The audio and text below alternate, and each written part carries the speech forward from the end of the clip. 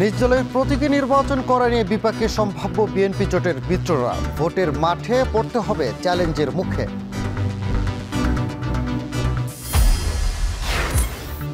কুমিল্লা সীমান্তে বাড়ছে বিদেশি অস্ত্রের চালান। নির্বাচন ঘিরে অরাজকতা, সহিংসতার পরিকল্পনার শঙ্কা, বাড়ছে উদ্বেগ। সিলেটে ভূমিকম্পের ঝুঁকি থাকলেও গড়ে উঠছে বহুতল ভবন। অজানা কারণে থমকে আছে দুর্যোগ মোকাবেলার কার্যক্রম। এবং যুক্তরাষ্ট্রে টানা সরকারি শাটডাউনে বিপর্যস্ত এভিয়েশন খাত। শুক্রবার একদিনেই ৫,০০০-এর বেশি ফ্লাইট বাতিল।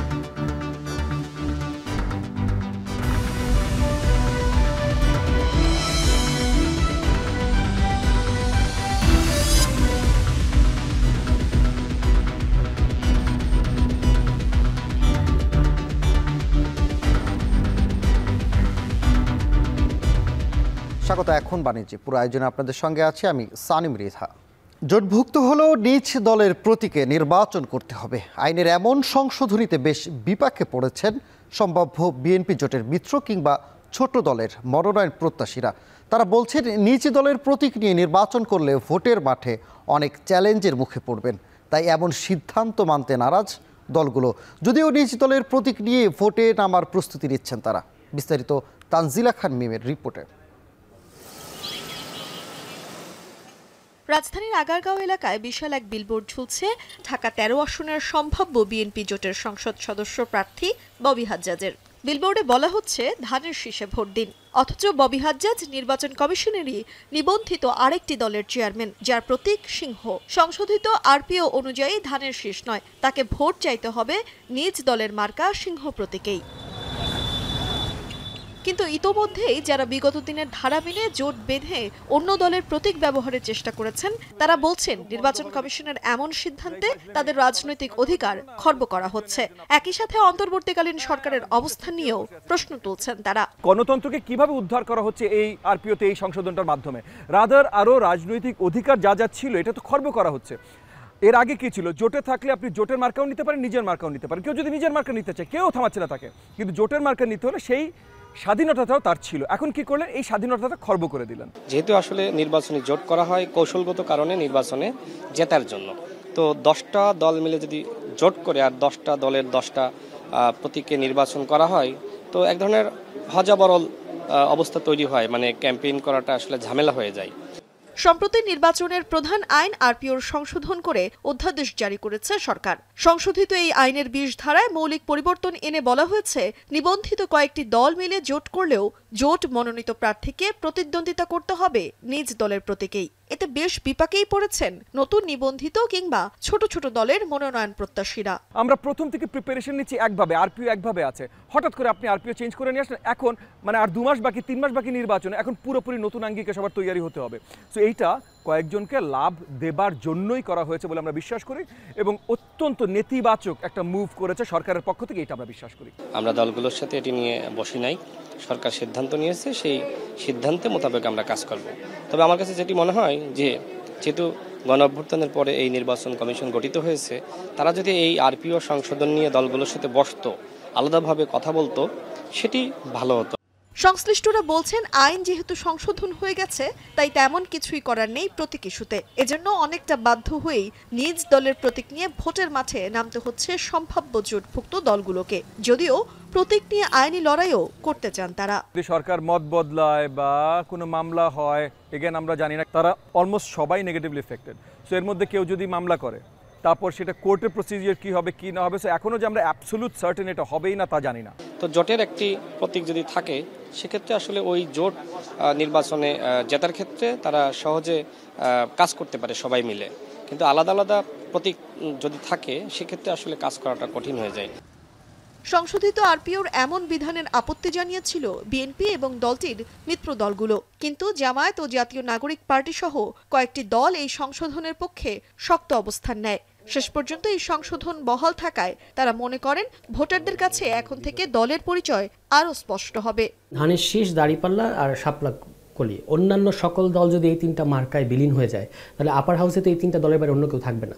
কিন্তু আমরা চাই যে আপার হাউস যেহেতু লোয়ার হাউসের মধ্যে বিশেষত সরকারি দল এবং প্রধান বিরোধী দলের একটা প্রতাপ বেশি থাকবে, ফলে আপার হাউসটা আরেকটু ডিস্ট্রিবিউটিভ হোক। ফলে সেটার জন্য কিন্তু আপনার এই নিজের মার্কা ইলেকশন করাটা খুব জরুরি। এই যে এখন যে সমস্যাটা, এটা আসলে বিএনপি এবং বিএনপির সাথে কিছু এক ব্যক্তি কেন্দ্রিক কিছু দলের সমস্যা, এটা অন্যান্য কারো সমস্যা না।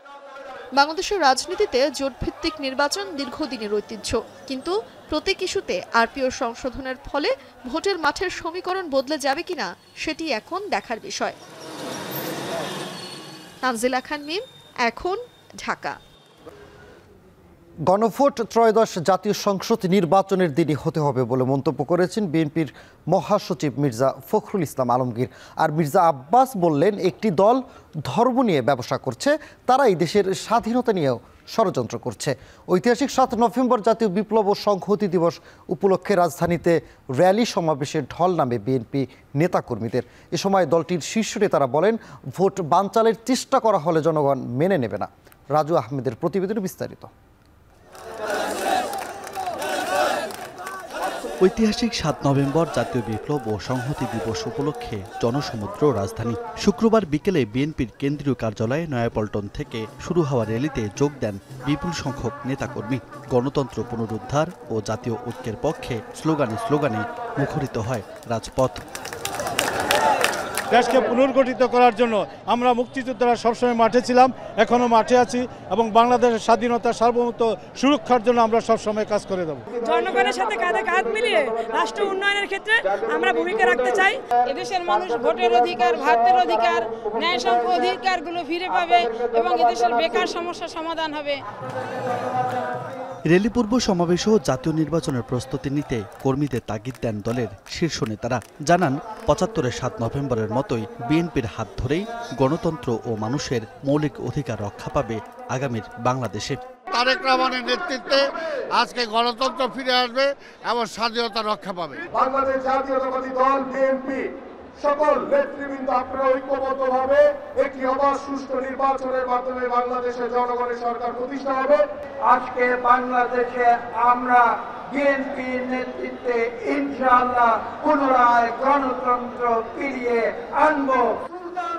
একটি দল ধর্মের নামে ব্যবসা করে গণতন্ত্র নিয়ে ষড়যন্ত্র করছে বলে অভিযোগ করেন মির্জা আব্বাস। বলেন, জাতির কাছে ক্ষমা চাওয়া উচিত তাদের। যারা ধর্মের ব্যবসা করে বেহেশতের টিকিট দেয়, তারা বলছে একটি বৃহৎ দল এই দেশের গণতন্ত্র নিয়ে ষড়যন্ত্র করছে। আমি তার জবাবে বলতে চাই, এই আপনারা যারা কথা বলছেন, আপনার দেশের স্বাধীনতা সার্বভৌমত্ব নিয়ে ষড়যন্ত্র করছেন। এই সমস্ত অপকর্ম বাদ দেন। বিগত দিনের ইতিহাস থেকে দেখে নিন, আপনার ক্ষমা চান, এখনো সময় আছে। এদিকে সমাবেশে অন্তর্বর্তী সরকার নির্বাচন বানচালের পরিস্থিতি সৃষ্টি করেছে বলে অভিযোগ করেছেন বিএনপির মহাসচিব। গণভোটের নামে নির্বাচন পেছানোর ষড়যন্ত্র চলছে বলেও অভিযোগ করেন তিনি। জানান, জাতীয় নির্বাচনের দিনেই হতে হবে গণভোট। আজকে দুর্ভাগ্য আমাদের, আজকে অন্তর্বর্তীকালীন সরকার যাকে আমরা সম্পূর্ণ সমর্থন দিয়েছি, তারা আজকে নিজেরাই আজকে একটা অবস্থা তৈরি করছে যাতে করে নির্বাচন ব্যাহত হয়। ওই রাজনৈতিক দলগুলো যে কয়েকটা এই গণভোটের জন্য চাপ দিচ্ছে, তারাও আজকে পরিষ্কার ভাবে বলতে চাই যে নির্বাচনকে বানচাল করবার ষড়যন্ত্র করছে। যে আমরা গণভোট মঞ্চেই সেই গণভোট নির্বাচনের দিনই হতে হবে। বিএনপি র্যালিতে একদিকে যেমন উচ্চারিত হয়েছে গণতন্ত্র পুনরুদ্ধার ও জাতীয় নির্বাচনের স্লোগান, তেমনি প্রদর্শিত হয়েছে দীর্ঘ ফ্যাসিবাদী শাসনামলের নানা প্রেক্ষাপট। পল্টন, নাইটাঙ্গেল মোড়, মালিবাগ, মৌচাক, বাংলা মোটর হয়ে কারওয়ান বাজারের কদম ফোয়ারা পর্যন্ত চলে মিছিল। সেখানেই নেতাকর্মীদের ধন্যবাদ জানিয়ে র্যালির সমাপ্তি করেন মির্জা ফখরুল ইসলাম আলমগীর। রাজু আহমেদ, এখন, ঢাকা। জাতীয় নির্বাচনের তফসিল ঘোষণা হলেও গণভোট করতে আইনি বাধা নেই বলে দাবি করেছেন জামায়াতের নায়েবে আমির ডাক্তার আব্দুল্লাহ মোহাম্মদ তাহের। ঢাকা মহানগর দক্ষিণ জামায়াত আয়োজিত জাতীয় বিপ্লব ও সংহতি দিবসের আলোচনা সভায় তিনি আরও বলেন, একটি দল সংস্কার চায় না বলেই গণভোট চায় না। জাতীয় নির্বাচনের আগে গণভোট হলে ৮০% মানুষ সংস্কারের পক্ষে ভোট দেবে বলেও মনে করেন তিনি। আরও বলেন, বর্তমান সময়ে বিএনপি বড় জনপ্রিয় দল হলেও তা জিয়াউর রহমানের সময়ের মতো জনপ্রিয় কিনা তা নিয়ে প্রশ্ন আছে। গ্রামের কতিপয় লোককে ডেকে এনে সেই জানাজা সম্পন্ন করতে হবে। তফসিল ঘোষণা হইলেও জাতীয় নির্বাচনের গণভোট আলাদা জিনিস হইতে কথা আইনগত বাধা নাই। সুতরাং ঠেলে ঠুলে কদ্দুর নিবেন। অনেকে বলছেন, আজকেও বলছেন গণভোট জাতীয় নির্বাচনের আগে মানি না। কেন মানেন না এটা আমরা জানি। ডাকসুর পরে আর কোন নির্বাচন আপনারা মানতে পারেন না। গণভোট যদি জাতীয় নির্বাচন আগে হয় তাহলে ৮০% লোক রিফর্মস সংস্কারের পক্ষে ভোট দিবে। কুমিল্লার ভারত সীমান্ত প্রায় ১০৬ কিলোমিটার বিস্তৃত। এই সীমান্ত এলাকা দেশের জন্য শুধু ভূ রাজনৈতিক গুরুত্ব বহন করে না, পাশাপাশি নিরাপত্তার জন্য এক বড় চ্যালেঞ্জ। কুমিল্লা সীমান্তের এই পথে প্রতিনিয়ত বাড়ছে বিদেশি অস্ত্রের চালান। নির্বাচন ঘিরে দেশে অরাজকতা তৈরি ও সহিংসতা বাড়াতে আনা হচ্ছে সব অস্ত্র, শঙ্কা করছে বিজিবি। মাসুদ আলমের প্রতিবেদনে বিস্তারিত। বাংলাদেশ ভারত সীমান্ত ঘেঁষা কুমিল্লার যশপুর এলাকা। দিনের আলো ফোটার আগেই অভিযান চালায় বর্ডার গার্ড বাংলাদেশ বিজিবি। মাদকের খোঁজে গিয়ে হাতে আসে অস্ত্রের চোরাচালানের নতুন চিত্র। মাদকের আড়ালে আসা প্যাকেট থেকে জব্দ করা হয় 2টি বিদেশি পিস্তল, 2টি ম্যাগজিন ও 2 রাউন্ড গুলিসহ বেশ কিছু আগ্নেয়াস্ত্র। এ নিয়ে উদ্বেগ বাড়ছে স্থানীয় পর্যায়ে। আমাদের এই ভূমির যোগাযোগটা সহজ বলে এবং আমাদের বিজেপি এবং অপোজিটে বিএসএফের এই বিষয়গুলো তদারকি অনেক কম বলে এবং আগ থেকে আমরা বিভিন্ন পণ্য অবৈধভাবে এই সীমান্ত দিয়ে আনা নেওয়া করছি, চোরাচালানের একটা স্বর্গরাজ্য তৈরি হচ্ছে। সামনে যেহেতু আমাদের জাতীয় নির্বাচন, এই সময়টাতে এরা সংঘবদ্ধ হচ্ছে। আমার মনে হয় যে এই সীমান্ত আরও সতর্ক হওয়া দরকার।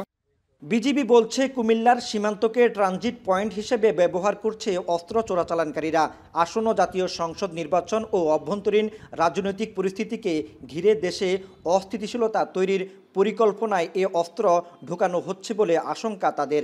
আগে থেকেই গোয়েন্দা ইনফরমেশন তথ্য ছিল, এটা জেনারেল ইনফরমেশন, যে এই নির্বাচন কেন্দ্রিক দেশে একটা অরাজকতা তৈরির জন্য পার্শ্ববর্তী দেশ থেকে অস্ত্র আসার একটা সম্ভাবনা রয়েছে এবং বিভিন্ন জায়গায় কিন্তু অস্ত্র উদ্ধারও হয়েছে।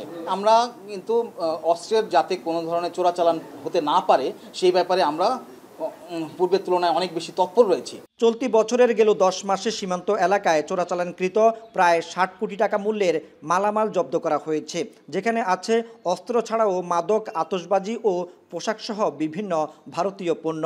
আমরা কিন্তু কন্টিনিউয়াস এই যে কোথা থেকে অস্ত্র আসে কিংবা কাদের কাছে এগুলো সরবরাহ যাচ্ছে এবং যারা অস্ত্র পূর্বে থেকে অস্ত্র ব্যবসায়ী, সন্দেহজনক অস্ত্র ব্যবসায়ের সাথে জড়িত রয়েছে, তাদের উপর নজরদারি আমরা কন্টিনিউ রেখেছি।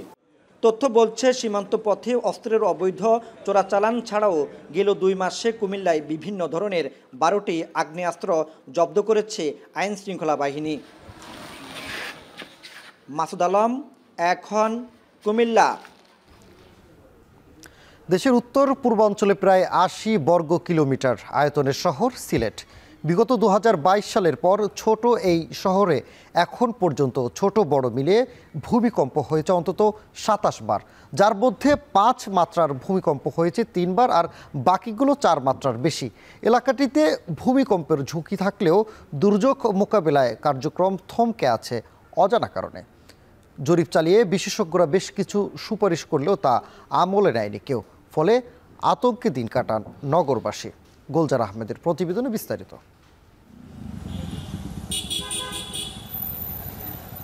সিলেট নগরের প্রাণকেন্দ্র জিন্দাবাজারের পুরনো মার্কেট রাজা মেনশন। 2019 সালে একাধিক ভূমিকম্পের পর সিটি কর্পোরেশনের জরিপে ভবনটি ঝুঁকিপূর্ণ হিসেবে চিহ্নিত হয়। এরকমভাবে সিলেটের Surma market, city supermarket, Madhuban supermarket সহ 7টি বিপণী বিতানকে ভেঙে সংস্কার করার নির্দেশ দিলেও এখন কেবল রং পাল্টে ভবনের কার্যক্রম চালাচ্ছেন সংশ্লিষ্টরা। 6 বছর আগে ঝুঁকিপূর্ণ ঘোষণা করা হলেও এসব ভবনের ব্যাপারে এখনও নির্বিকার সিটি কর্পোরেশন। ফলে ভূমিকম্প প্রবণ সিলেটে ঝুঁকি আরও বাড়াচ্ছে এসব ভবন। গত 2-3 মাসের ভিতরে আমরা বেশ কয়েকটি ভূমিকম্প আমরা সিলেট অঞ্চলে দেখছি। এটা আমাদের জন্য অবশ্যই একটা ঝুঁকির একটা বার্তা দিয়ে যাচ্ছে। ঝুঁকিপূর্ণ অভাব নাই, প্রচুর ঝুঁকিপূর্ণ বিল্ডিং আছে, কিন্তু একটা কোনো পদক্ষেপ নেই। যখনই আসলে ভূমিকম্প হয় তখনই আসলে কর্মকর্তা যারা আছে তারা নানান উদ্যোগ নেয়, আলোচনাটি চলে যায়, তখন আসলে কিন্তু আমরা দেখি বিদ্যমান কোনো কাজ কিন্তু আমরা এখন পর্যন্ত দেখতে পাই না। সিটি কর্পোরেশন বলছে নানা সীমাবদ্ধতায় এতদিন অভিযান চলমান রাখা সম্ভব হয়নি। তবে নতুন করে এসবের বিরুদ্ধে আবার ব্যবস্থা নেওয়ার আশ্বাস সিটি প্রকৌশলীর। সাফিসিয়েন্ট না, যে পদক্ষেপ নিয়েছে সাফিসিয়েন্ট না, সেটার জন্য আপনি যেটা বলছেন যথার্থই বলেছেন যে এটার জন্য আমাদের সিটি কর্পোরেশনের পক্ষ থেকে আমাদের একটা দ্রুত ব্যবস্থা নেওয়া দরকার। যে 22টা বিল্ডিং আছে আমরা এটা আবার পুনরায় এই ব্যাপারে আমরা উদ্যোগ গ্রহণ করব। প্রাকৃতিক দুর্যোগ ঝুঁকিতে থাকা সিলেটে যেখানে সর্বোচ্চ সতর্ক থাকার কথা, ঠিক আছে তার উল্টো চিত্র। বিশেষজ্ঞরা বলছেন ভূপ্রকৃতিগতভাবে দেশে ঝুঁকিপ্রবণ এলাকার তালিকায় সিলেটের অবস্থান উপরের দিকে। ভূগর্ভস্থ ইন্ডিয়ান টেকনিক প্লেটের একটি ফাটল ডাউকি ফল্টের অবস্থান এই জনপদের খুব কাছাকাছি থাকায় সংখ্যাটা বেশি। তাই ভূমিকম্পের জন্য আলাদা সতর্কীকরণ কেন্দ্র গড়ে তোলার পরামর্শ তাদের। সিলেট এবং সিলেটের আশেপাশে বেশ কিছু ফল্ট সিস্টেম আছে। সিলেট ফল্ট আছে, শাহজিবাজার ফল্ট আছে, বাংলাদেশের আরও ভিতরে মধুপুর ফল্ট আছে। তো এই অনেকগুলো ফল্ট লাইন যেগুলো, সেগুলো কিন্তু ভূমিকম্প ঘটাতে পারে। অতি সত্বর এখানে একটা আর্থকুইক সেন্টার বসানো উচিত, যেখানে সারাক্ষণ মনিটর হবে এবং ওটা নিয়ে অ্যানালাইসিস হবে, তারপরে ওটার কনক্লুশন আসবে। নানা সতর্কতার পরও উদাসীনতায় যেমন ঝুঁকি বাড়ছে, তেমনি কোনো নিয়মনীতির তোয়াক্কা না করেই গায়ের সাথে গা লাগিয়ে একের পর এক গড়ে উঠেছে বহুতল ভবন। ফায়ার সার্ভিস ও সিভিল ডিফেন্স বলছে লোকবল সংকট আর গড়ে ওঠা অপরিকল্পিত নগরায়নই সংকট মোকাবেলায় প্রধান বাধা। রাস্তা সরু, এটা প্রতিবন্ধকতার সৃষ্টি হবে। এরপরে হলো যে পরিকল্পিতভাবে না হওয়ার কারণে প্রতিবন্ধকতার সৃষ্টি হবে। এরপরে যে পুরনো যে ভবনগুলো আছে সেগুলোর কারণে রাস্তা ভেঙে অল্পতেই ভেঙে পড়ে যেতে পারে। বিশেষজ্ঞরা বলছেন সিলেটের বড় দুর্যোগ মোকাবেলায় শুধু সচেতনতা বাড়ালেই চলবে না, বরং যুগোপযোগী প্রশিক্ষণ ও কমিউনিকেশন শক্তিশালীকরণের দিকে নজর দিতে হবে সরকারকে। গুলজার আহমেদ, এখন সিলেট। চট্টগ্রাম বন্দরের নিউ মোরিং কন্টেইনার টার্মিনালে বৈধ প্রক্রিয়া ছাড়াই বিদেশি অপারেটরের হাতে তুলে দেওয়ার প্রচেষ্টার প্রতিবাদে চট্টগ্রামে মানববন্ধন ও সমাবেশ করছেন শ্রমিকরা। এনে বিস্তারিত জানাতে চট্টগ্রাম প্রেস ক্লাবের সামনে থেকে যোগ দিচ্ছেন হোসাইন জিয়াদ। জিয়াদ, জানাবেন সমাবেশে বক্তারা কি বলছেন? মূলত বিদেশিদের হাতে বন্দর তুলে দেওয়ার এনসিটি টার্মিনাল সহ লালদিয়া কন্টেনার টার্মিনাল বিদেশি অপারেটরদের হাতে তুলে দেওয়ার চেষ্টার প্রতিবাদে বেশ কয়েক মাস ধরেই অস্থির চট্টগ্রামের যেই ব্যবসায়ী থেকে শুরু করে শ্রমিক সংগঠন সবাই একাধারে কর্মসূচি পালন করে যাচ্ছেন। গত কয়েকদিন আগে অর্থাৎ সপ্তাহখানেক আগে এই চট্টগ্রাম প্রেস ক্লাবের সামনেই অনশন কর্মসূচি পালন করেছে স্কপ, অর্থাৎ শ্রমিকদের যে ঐক্যবদ্ধ সংগঠন সব দলের। তারা আজকে যে কর্মসূচিটি পালন করছে সেটি বাংলাদেশ শ্রমিক কল্যাণ ফেডারেশন, যেটি জামায়াত সমর্থিত সংগঠন, এবং আজকে বিকেলেই আবার স্কপের মানববন্ধন এবং বিক্ষোভ কর্মসূচি রয়েছে, যেটি সব শ্রমিক সংগঠনের ঐক্যবদ্ধ একটি সংগঠন। এবং বেশ কয়েক মাস ধরেই আসলে শ্রমিকরা বিক্ষোভ কর্মসূচি পালন করছিলেন বিদেশিদের হাতে তুলে দেওয়ার চেষ্টার প্রতিবাদে। এবং সব শ্রমিক সংগঠনের নেতা, চট্টগ্রাম বন্দরের বিভিন্ন ব্যবসায়ী যারা বন্দর ব্যবহার করেন, স্টেক হোল্ডার, বিভিন্ন পক্ষের মানুষ আসলে এই কর্মসূচিগুলোতে অংশ নিচ্ছেন। শুধু চট্টগ্রাম বন্দর নয়, চট্টগ্রামে অন্যান্য সরকারি বেসরকারি সংস্থার যে শ্রমিকরা রয়েছেন বা বন্দর রিলেটেড যে লাইটার শ্রমিক সংগঠন থেকে শুরু করে অন্যান্য সংগঠনও কিন্তু এই কর্মসূচিগুলোতে একাত্মতা প্রকাশ করছে। যে বিষয়টি তারা বলার চেষ্টা করছেন যে সরকার আধুনিকায়নের কথা বলে, বন্দরের সক্ষমতা বৃদ্ধির কথা বলে, কিংবা আধুনিক যন্ত্রপাতি সংযোজনের কথা বলে বিদেশিদেরকে দেওয়ার চেষ্টা চেষ্টা করছে, বিশেষ করে দুবাই ভিত্তিক ডিপি ওয়ার্ল্ড এবং লালদিয়ার চর টার্মিনালটি আরেকটি ডেনিশ একটি কোম্পানিকে দেওয়ার চেষ্টা করছে। তারা বলছেন যে এই বন্দর কিন্তু লাভজনক একটি প্রতিষ্ঠান এবং দেশের হৃৎপিণ্ড বলেছেন, হৃৎপিণ্ড হিসেবে আখ্যায়িত করছেন। বিশেষ করে অর্থনীতির জন্য গুরুত্বপূর্ণ একটি প্রতিষ্ঠান, যেখানে 90 থেকে 92% পণ্য আনা নেওয়া হয় যে বন্দরকে ঘিরে। এই বন্দর যদি বিদেশিদের হাতে তুলে দেওয়ার একটি চেষ্টা হয়, তাহলে এই বন্দর যেমন অর্থনৈতিকভাবে ক্ষতিগ্রস্ত হতে পারে, তেমনি ভৌগোলিকভাবেও কিন্তু চট্টগ্রাম বন্দর এবং এই উপকূলীয় অঞ্চলটি খুবই গুরুত্বপূর্ণ। তো তারা বলছিলেন যে এই ক্ষেত্রে নিরাপত্তা বিষয়টিও রয়েছে যদি দিয়ে দেওয়া হয় বন্দরকে, এবং পৃথিবীর অন্যান্য বন্দর বিশেষ করে ইরান, ইসরায়েলের বন্দরগুলো যে বিদেশিদের হাতে দেওয়া হয়েছে, সেইখানে যেই ঘটনাগুলো ঘটেছে সেগুলো উদাহরণ হিসেবে তারা তুলে ধরছেন। একই সাথে বন্দরের বিভিন্ন টেন্ডার প্রক্রিয়ায় অস্বচ্ছতা এবং গৃহ নির্মাণে যেই সরকারি ঋণ প্রদান এবং শ্রমিকদের বেতন ভাতা সহ বিভিন্ন সুযোগ সুবিধার কথাও কিন্তু এই মানববন্ধন কিংবা সমাবেশগুলোতে উঠে আসছে। চট্টগ্রামের শ্রমিকদের মানববন্ধনের খবর জানাচ্ছিলেন সহকর্মী হোসেন জিয়াদ। নেত্রকোনার হাওর বেষ্টিত উপজেলা মোহনগঞ্জে হাঁসের ডিমের বাজারে প্রতি হাটে বিক্রি হয় কয়েক লাখ ডিম। নেত্রকোনা ও সুনামগঞ্জ সহ অন্তত 5টি হাওর উপজেলায় খামারিরা ডিম নিয়ে আসেন এই বাজারে। তবে দাম ওঠানামা করায় প্রতিনিয়তই ক্ষতিগ্রস্ত হচ্ছেন খামারিরা। তাদের অভিযোগ, সিন্ডিকেট করে কমানো হচ্ছে ডিমের দাম। রিফাত আহমেদ রাসেলের তথ্য, ছবিতে প্রতিবেদন। বাজারের এক পাশ থেকে আরেক পাশে সারি সারি রাখা হয়েছে হাওরপাড়ের খামারিদের উৎপাদিত হাঁসের ডিম। এটি হাওরপাড়ের অন্যতম বড় হাঁসের ডিমের বাজার। 25 বছর ধরে মোহনগঞ্জে ডিমের ব্যবসা করেন তরিকুল ইসলাম। প্রতি সপ্তাহেই মোহনগঞ্জ সহ হাওরের আশপাশের বেশ কয়েকটি বাজার থেকে ডিম কিনেন তিনি, যা পরবর্তীতে সরবরাহ করেন বিভিন্ন বাজারে। নেত্রকোনা জেলা মোহনগঞ্জ বাজার শেখবাড়ির মোড়, এখানে প্রতি সপ্তাহে ডিমের হাট হয়।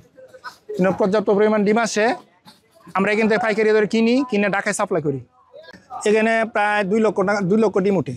তরিকুলের মতো প্রতি বাজারে ডিম কিনে ব্যবসায়ীরা নিয়ে যান ঢাকা সহ দেশের বিভিন্ন স্থানে, যার ফলে প্রতি বাজারেই ওঠানামা করে ডিমের দাম। রাজধানীর বাজারের সঙ্গে মিলিয়ে দাম ঠিক রাখার কথা থাকলেও তা অনেকটাই নির্ভর করে মহাজনদের মর্জির উপর। ওঠানামা এটা ঢাকার সাথে বেঁচে কেনা। ঢাকা অনেক সময় উঠে বাজার, আমরা ওইখানে বাজার বাড়াই। ঢাকা কম থাকলে আমরাও কমে কিনি আর কি। হাওরপাড়ের উন্মুক্ত হাঁসের খামারে উৎপাদিত ডিমের বড় একটি অংশ আসে এ বাজারে।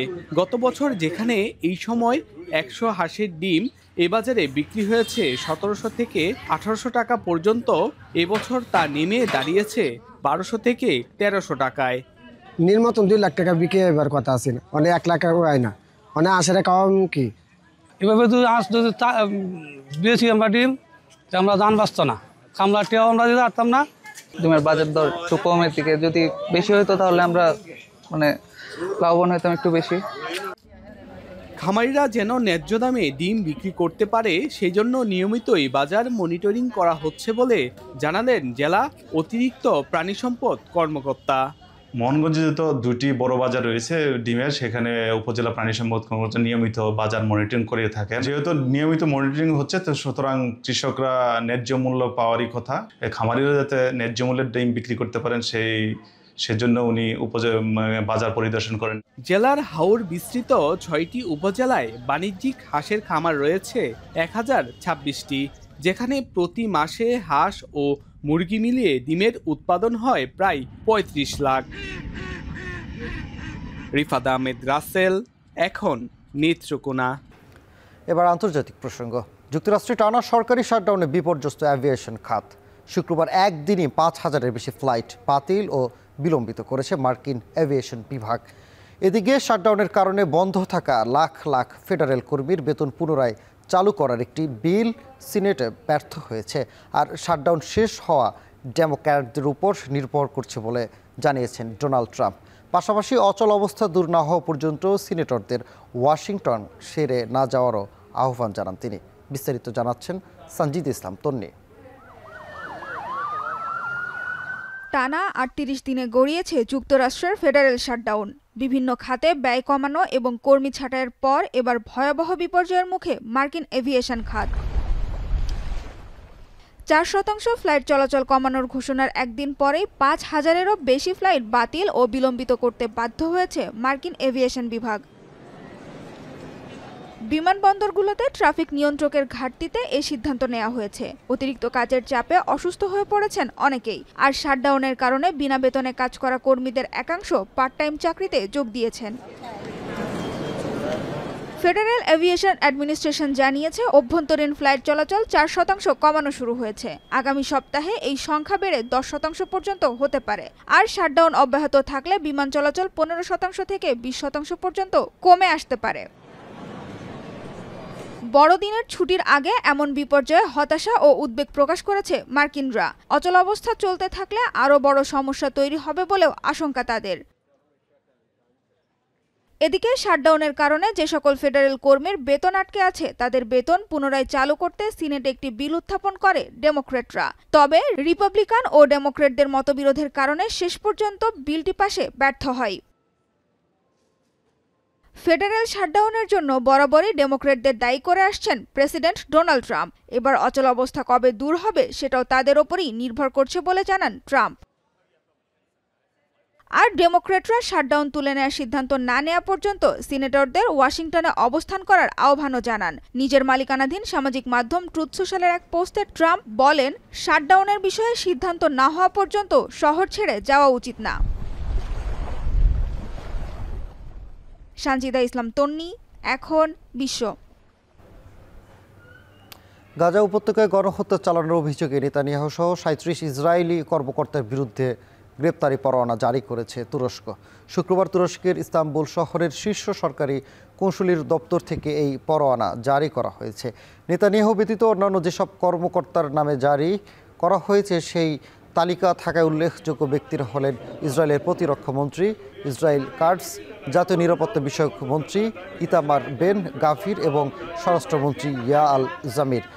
পরোয়ানায় গাজায় গণহত্যা ও মানবতা বিরোধী অপরাধ ছাড়াও গত সেপ্টেম্বরে আন্তর্জাতিক ত্রাণ বিতরণকারী জোট ফ্লোটিলায় ত্রাণবাহী নৌবহরকে আটকে দেওয়ার অভিযোগ হিসেবে উল্লেখ করা হয়েছে। গ্রেপ্তারি পরোয়ানা জারির নিন্দা জানিয়েছে ইসরায়েল। 3 বছরে 11 লাখের বেশি মানুষকে পার্মানেন্ট রেসিডেন্সি বা পিআর দেওয়ার লক্ষ্যমাত্রা নির্ধারণ করেছে কানাডা। অর্থনীতিতে অবদান রাখা দক্ষ ও যোগ্য ব্যক্তিরা এই সুযোগ পাবেন। তাছাড়া নতুন করে কাজের সুযোগ মিলবে প্রায় 7 লাখ মানুষের। বিশ্লেষকরা বলছেন, দক্ষতা বাড়িয়ে সুযোগ কাজে লাগাতে হবে বাংলাদেশিদের। কানাডা থেকে সৈয়দ ইফতেখার জানাবেন বিস্তারিত। সহসাই উন্মুক্ত হচ্ছে না কানাডায় উচ্চশিক্ষার পথ। গেল বছরের ঘোষণা অনুযায়ী এবছরও নিম্নমুখী শিক্ষার্থী ভিসার হার, এমনকি আগামী 3 বছরও এ ধারা নিম্নমুখী রাখার পরিকল্পনা মার্ক কার্নি সরকারের।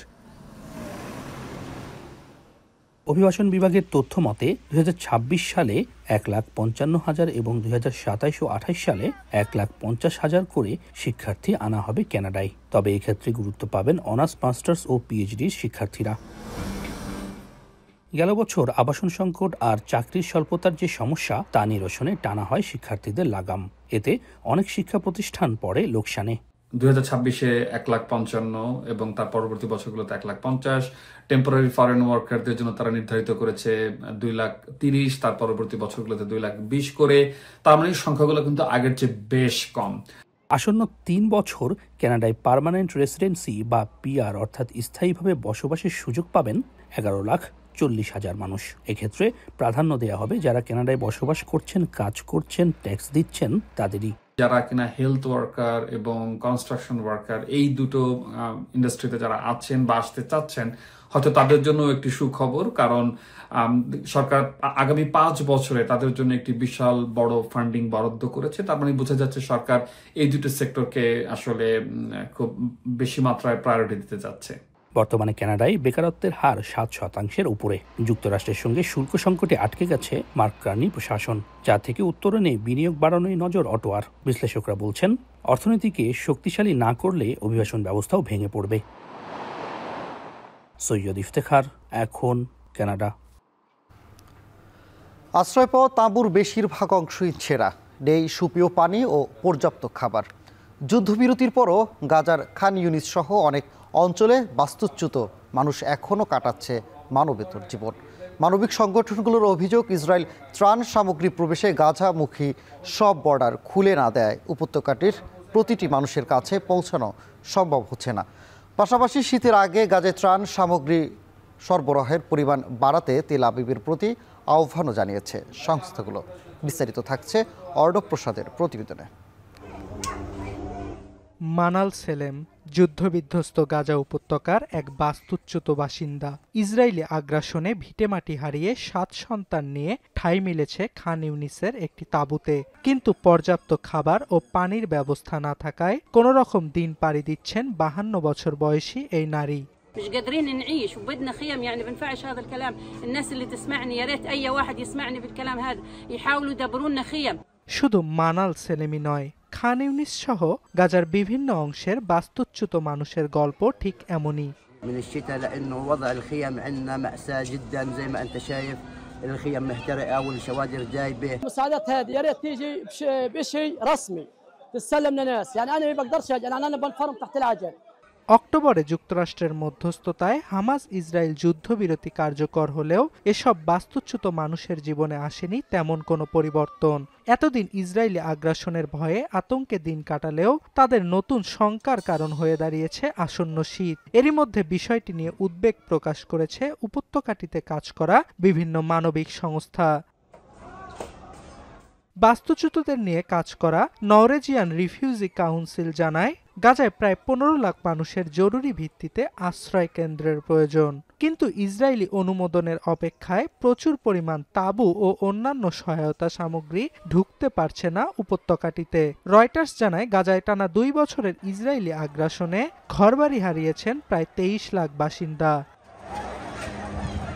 এছাড়া যুদ্ধবিরতির পরও গাজায় ত্রাণ সামগ্রী প্রবেশে পূর্ণ প্রবেশাধিকার পাচ্ছে না মানবাধিকার সংগঠনগুলো।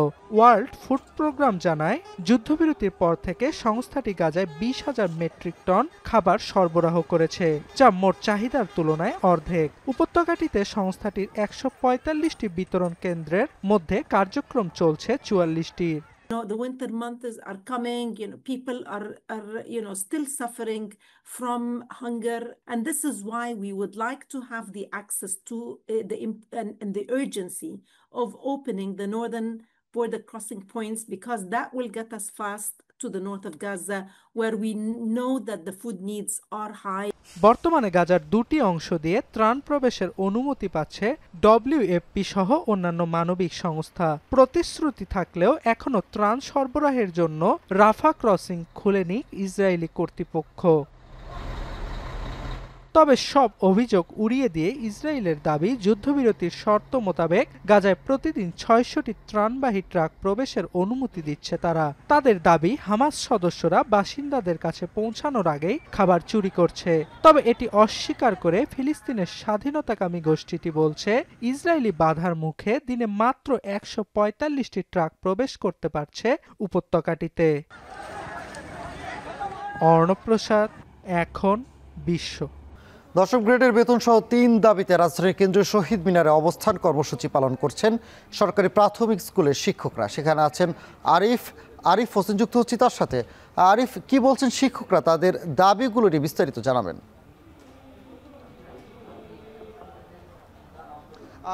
সকাল 10টার পর থেকে প্রাইমারি স্কুলের যে শিক্ষক রয়েছেন, যারা সরকারি প্রাথমিক বিদ্যালয়, তারা এসে জড়ো হয়েছে শহীদ মিনারে। তাদের 3 দফা দাবি।